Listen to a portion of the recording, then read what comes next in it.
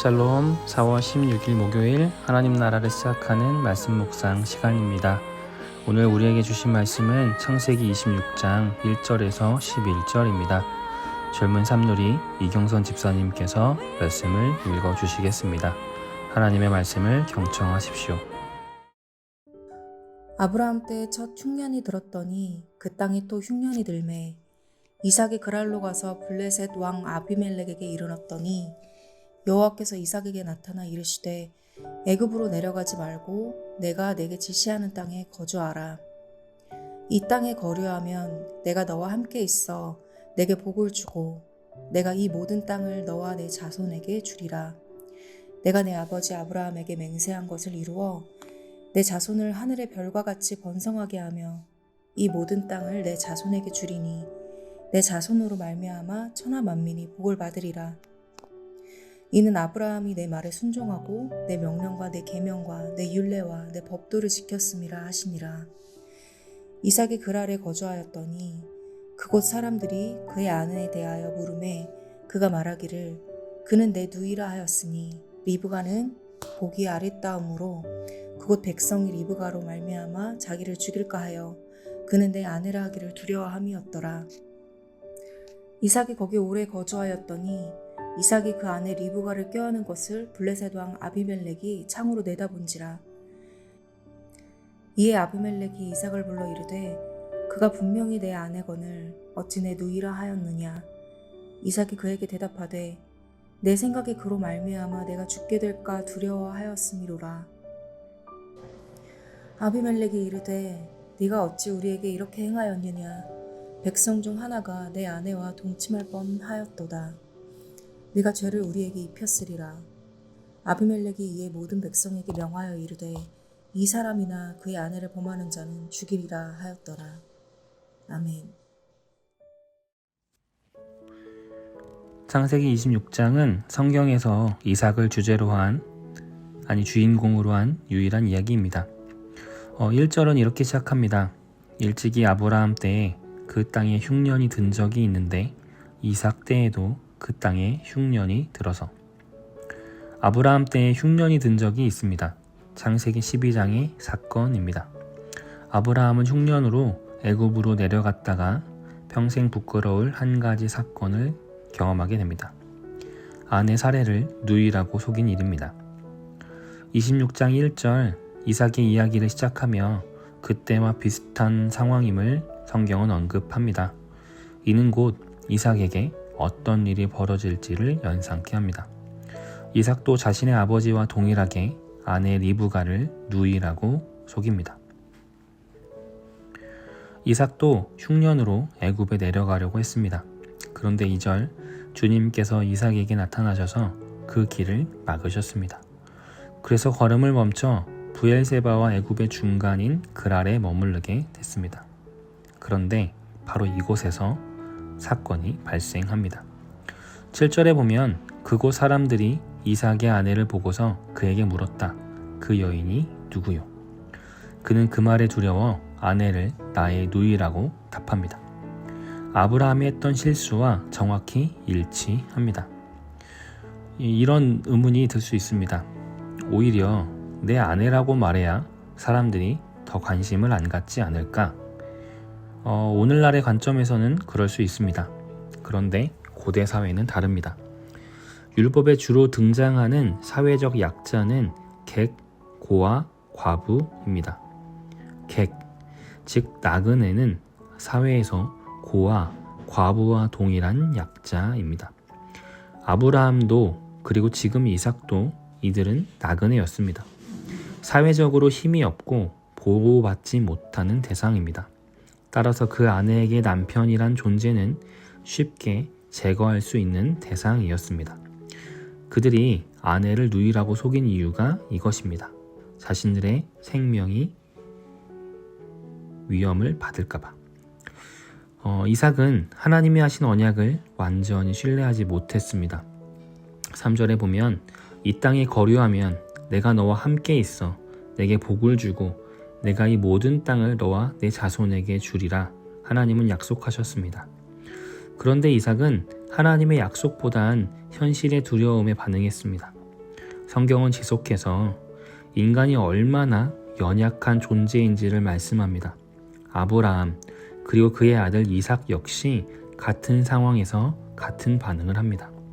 심지어 아브라함은 하나님의 언약과 임재를 여러 번 경험했음에도 같은 상황, 같은 반응을 했습니다. 그리고 이젠 그의 아들 역시 다르지 않음을 보여주십니다. 성경은 또한 일관되게 다른 한 가지도 보여주십니다. 인간이 연약하고 쉽게 넘어지는 존재이심을 보여주심과 함께 하나님께서는 일관되게 인간의 반응과 무관하게 본인이 하신 약속을 지키신다는 사실입니다. 아브라함에게도 그러하셨고 오늘 이삭에게도 그러하셨습니다. 그랄에서 자신의 아내를 빼앗길 수 있는 위기 앞에서 하나님이 개입하십니다. 그리곤 그랄왕 아비멜렉을 통해 그와 그의 아내의 생명을 보호하십니다. 성경은 오늘 우리에게 말씀합니다. 믿음으로 의로움을 얻은 아브라함, 그의 아들 이삭으로 흘러가는 하나님의 복이란 인간의 완벽하고 흠없는 순종적 행위를 뜻하지 않습니다. 그럼에도 불구하고 하나님께서는 자신의 언약을 변함없이 지키신다는 하나님의 행위에 대한 믿음을 뜻합니다. 따라서 그들은 그랬으니 우리는 그러지 말자는 적용도 성립할 수 없습니다. 반면교사가 되지 않는 것이 바로 오늘 본문의 이야기입니다. 자신의 아버지의 2번의 실수에도 아들 이삭은 어떤 배움도 얻지 못했습니다. 아니 배웠지만 다르게 실천할 수 없었습니다. 다만 이 일을 통해 배운 것이 하나 있습니다. 늘 넘어지는 우리와 달리 변함없이 지키시는 하나님의 신실하심과 그분의 보호하심입니다. 지난 며칠 우리 역시 불안한 정세와 현실 속에 또 타협하고 넘어졌습니다. 그럼에도 하나님은 여전히 그분께서 하신 약속을 변함없이 지켜 오셨습니다. 우리가 하나님께 잘해서 복 주시고 지켜주시는 것이 아니라 그분 스스로의 결심과 의지로 우리를 보호하고 계십니다.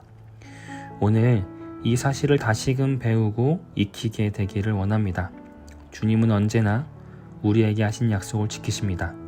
그분의 행위에 대한 믿음이 오늘 우리에게 조금 더 선명해지기를 소망합니다. 기도하겠습니다.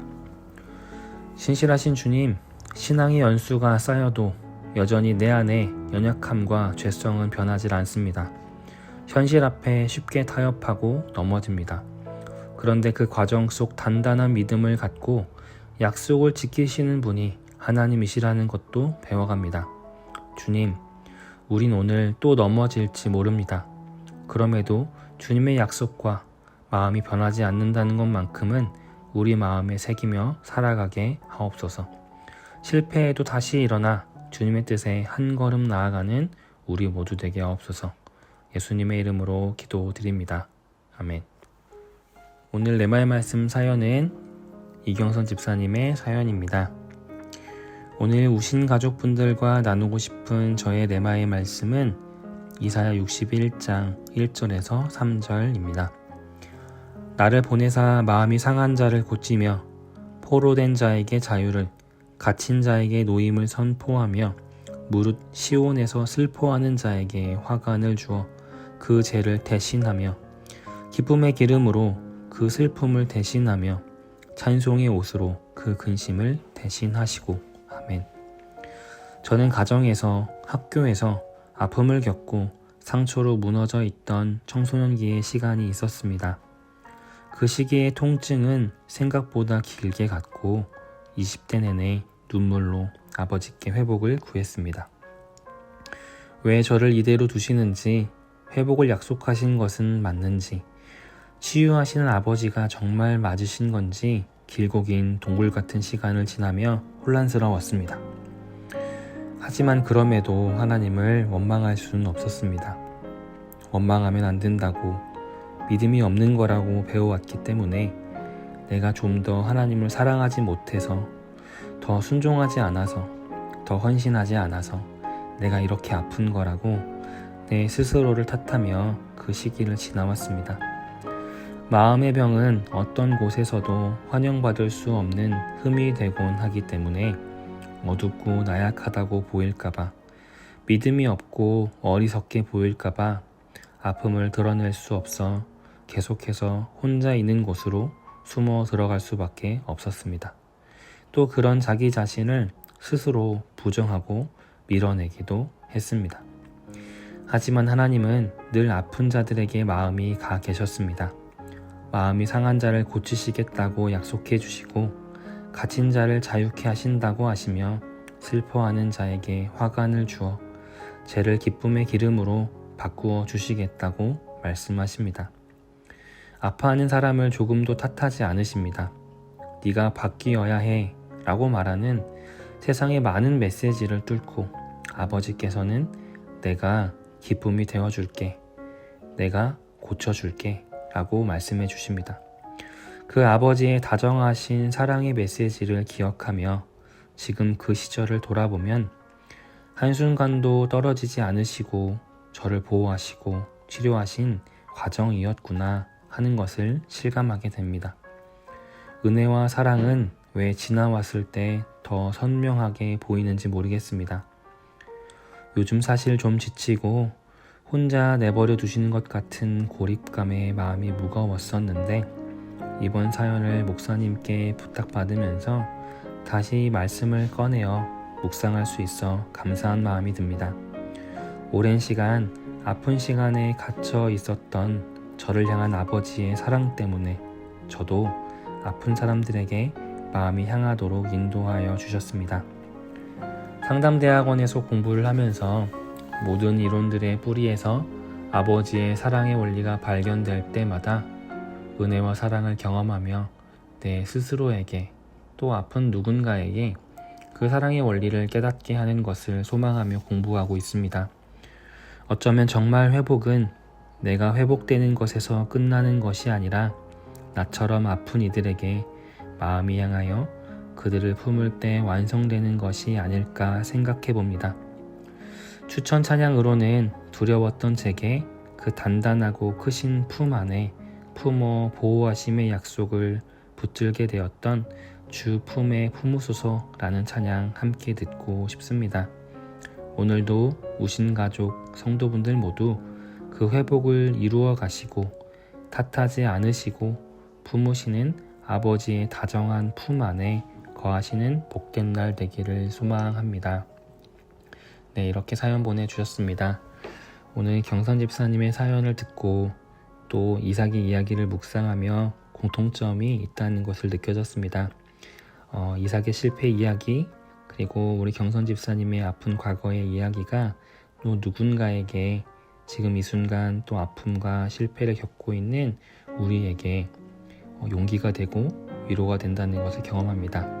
그 위로는 그 실패를 잘 딛고 내가 일어서는 것이 아니라 그 실패 가운데에도 그럼에도 괜찮아, 내가 널 보호하고 지켜줄게 라고 말씀하셨고 또 실제로 그렇게 하셨던 그 역사, 그것이 오늘 우리에게 위로가 되는 것 같습니다.